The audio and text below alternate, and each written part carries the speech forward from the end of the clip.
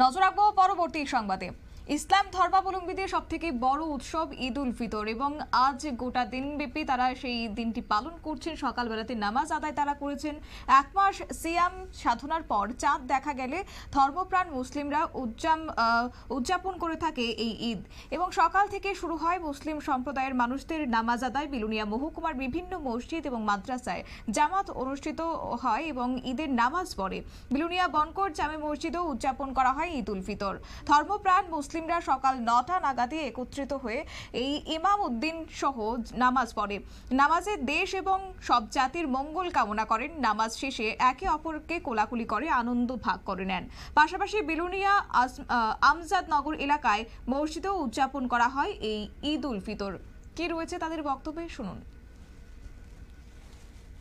শুকরিয়া যে আল্লাহ পাক রব্বুল আলামিন আমাদেরকে দীর্ঘ একটি মাস সিয়াম সাদকের পর এই পবিত্র ঈদ উল ফিতরের জামাত আদায় করে তৌফিক দিয়েছেন, সেজন্য আমরা শুকরিয়া জানাই। আলহামদুলিল্লাহ, আজকে আল্লাহ তাআলার কাছে শুকরিয়া যে আমরা বিলোনিয়া সাবি মিশনের ভিতরে আছি। আমরা হিন্দু মুসলিম পাহাড়ি বাঙালি সকলে আলহামদুলিল্লাহ মিলেমিশে আছি। তো আমরা আজকের এই ঈদ উল ফিতরের মাধ্যমে আমরা পুরা ভারতবর্ষ এবং কি আমাদের পুরা দেশবাসীর জন্য আমরা এটাই কামনা করছি যাতে আল্লাহ পাক রব্বুল আলামিন আমাদেরকে সামনে যতদিন বেঁচে রাখে, আল্লাহ তাআলা যেন আমাদেরকে সুস্থ রাখে এবং সকলকে মিলেমিশে ভারতবর্ষকে যাতে আল্লাহ তাআলা যাতে আরও উন্নতি করে সেই কামনাই করছি।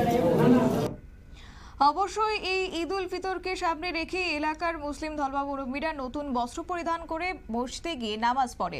অপ্রীতিকর ঘটনা এড়াতে আইন শৃঙ্খলা বাহিনী যেমন মোতায়েন করা হয়েছে, তেমনি নজরদারি রয়েছে আরক্ষা প্রশাসনের। ধর্ম যার যার উৎসব সবার, এই কথাকে পাথেয় করে বিলোনিয়া নেতৃত্বদের পক্ষ থেকে দেবাশিস মজুমদার এবং অজিতাভ মজুমদার মসজিদে ঈদের শুভেচ্ছা বিনিময় করতেও একটি দৃশ্য ফুটিয়ে তুলেছে সৌভ্রাতৃত্বের। নিয়ে নিচ্ছে ছোট্ট একটি বিজ্ঞাপন বিরতির সঙ্গে থাকুন।